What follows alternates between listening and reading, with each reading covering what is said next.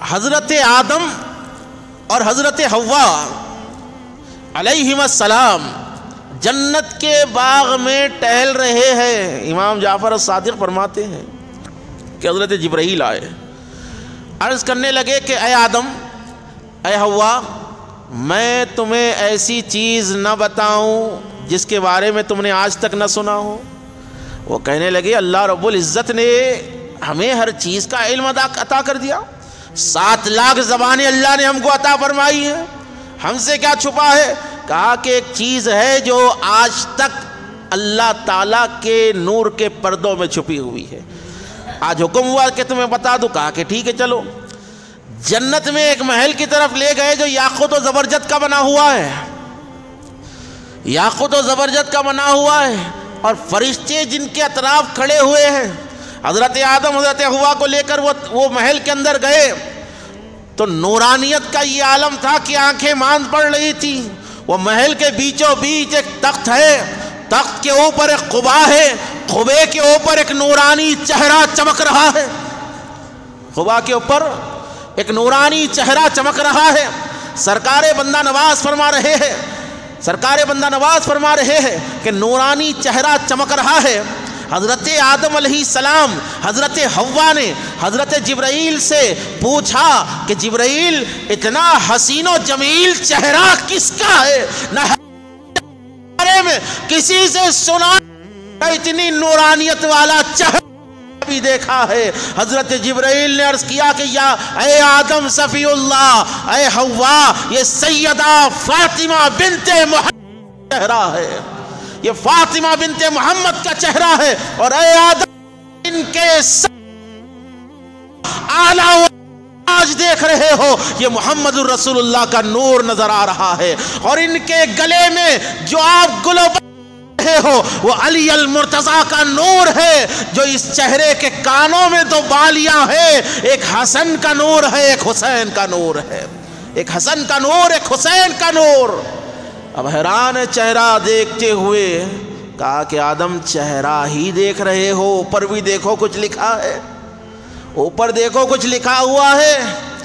عبارت لکھی ہوئی ہے, یا آدم انا المحمود وہذا محمد, انا الاعلی وہذا علی, انا الفاتر وہذہ فاطمہ, الاحسان منی وہذہ حسین. کہا کہ آدم میں محمود ہوں, یہ محمد ہے, میں اعلیٰ ہوں, یہ علی ہے, میں فاتر ہوں, یہ فاطمہ ہے, اور احسان مجھ سے ہے, یہ حسن ہے, یہ حسین ہے.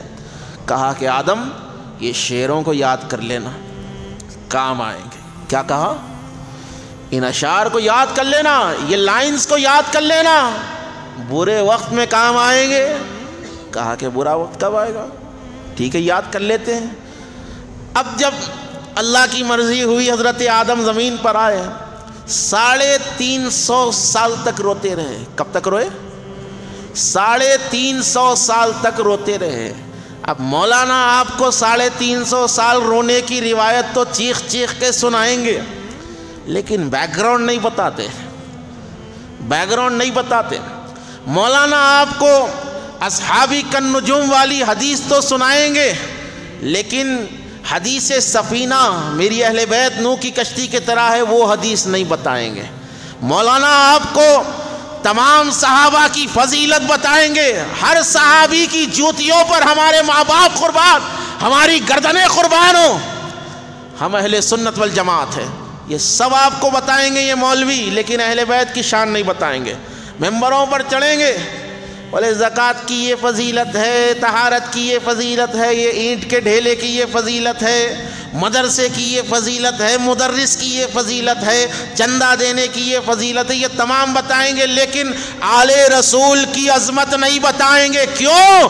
اگر تمہیں اہل بیت یا تھار کی عظمت بتا دی جاتی, اگر تمہیں اہل بیت کی عظمت بتا دی جائے تو یہ مولویوں کی دکانیں بند ہو جائیں گی, ان کے خرچے پانی بند ہو جائیں گے. کس لیے؟ یہ مولویوں کو جو ہے سب سے بڑا اختلاف سیدوں سے یہی ہے, ارے ہم 20 سال تک مدرسے میں پڑھا کے داڑیاں ویٹ کر لیے تو ہم کو کتا نہیں پوچھتا, اور یہ سید زادے گھر سے نکلتے تو لوگ پیرا چومنے کے واسطے آ جاتے. خدا کی عزت کی قسم ہے، ہر مسلمان جانتا ہے کہ یہ مولوی خود سے بنا ہوا ہے، لیکن جو سید ہے، ایک چیز یاد رکھے، انسان اپنی محنت سے مولانا بن سکتا ہے، مولوی بن سکتا ہے، محدث بن سکتا ہے، مفسر بن سکتا ہے، مجدد بن سکتا ہے، جید سے جید بن سکتا ہے، لیکن کوئی اپنی مرضی سے نہیں بن سکتا، کوئی اپنی مرضی سے سید نہیں بن سکتا۔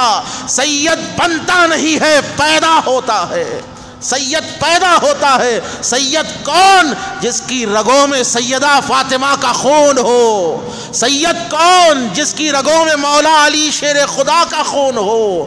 اب بتائیے آپ، ایک عام آدمی جو مسلمان ہے، مومن ہے، حضور سے محبت کرتا ہے، جب وہ حضور کی آل کو دیکھے گا تو ان کے قدم کو چوم لے گا۔ یا رسول اللہ، آپ کو تو نہیں دیکھ سکا، آپ کی اولادوں کے قدم چوم رہا ہو، آپ کو تو نہیں دیکھ سکا، آپ کی اولادوں کی خدمت کر رہا ہو۔ عرض کرنے کا مقصد یہ ہے، حاصل کلام کی طرف میں آ رہا ہوں، جو سن رہے درود شریف پڑھے، اللہم صلی علی سیدنا محمد وعلی آل سیدنا محمد وبارک وسلم۔ بات حاصل کلام کی طرف لا رہا ہوں۔ حضرت آدم 350 سال تک روتے رہے۔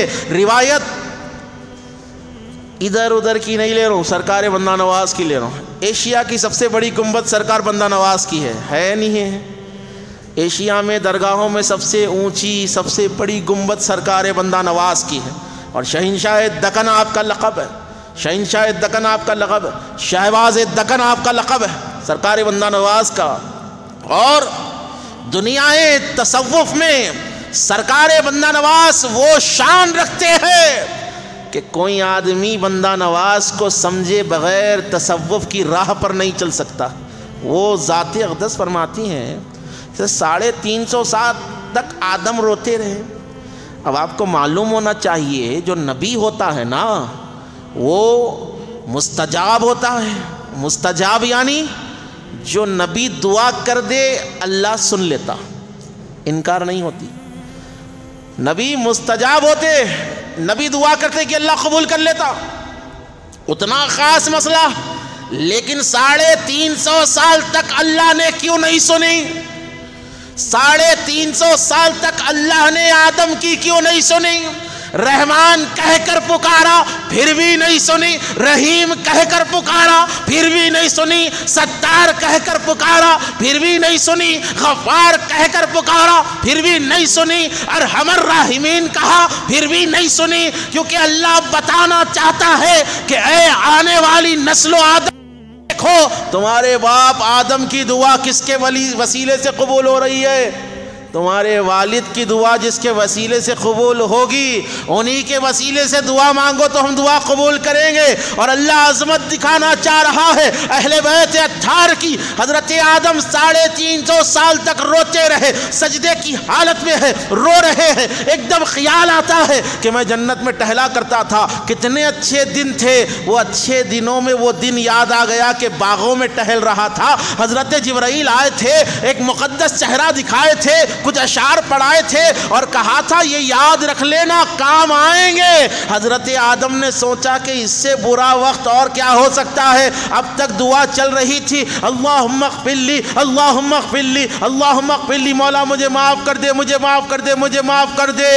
اب دعا کا انداز بدلا، اب دعا ہو رہی ہے اللہم اغفر لی بحق محمد، اے اللہ مجھے محمد کے صدقے میں معاف فرما دے۔ اللہم اغفر لی بحق علی، اللہ مجھے علی کے وسیلے سے معاف فرما۔ اللہم اغفر لی بحق فاطمہ و حسن و حسین، اے اللہ مجھے فاطمہ، حسن و حسین پنجتن کے وسیلے میری توبہ کو قبول فرما لے۔ حضرت جبرائیل آئے، کہا کہ آدم سر اٹھاؤ، اللہ نے یہ پنجتن کے وسیلے سے آپ کی توبہ کو قبول فرما لیا ہے۔ اور اللہ فرماتا ہے کہ اگر آپ ان ناموں کے وسیلے سے آپ کی پوری نسلوں کے لیے توبہ کرتے تو اللہ وہ بھی قبول فرما لیتا۔ تو عرض کرنے کا مقصد یہ ہے، یہ اہل بیت اطہار کا جو ذکر ہو رہا ہے، اگر آج آپ ذکر کرتے ہیں اہل بیت کا تو آپ پر شیعت کے فتوے لگتے ہیں، رافضیت کے فتوے لگتے ہیں۔ یہ دین کسی مولانا کی جاگیر نہیں ہے، یہ دین محمد الرسول اللہ کی عطا ہے، یہ دین علی ابن ابی طالب کی وراثت ہے، یہ دین حسن و حسین کی وراثت ہے، یہ دین اہل بیت اطہار کی وراثت ہے، یہ دین اب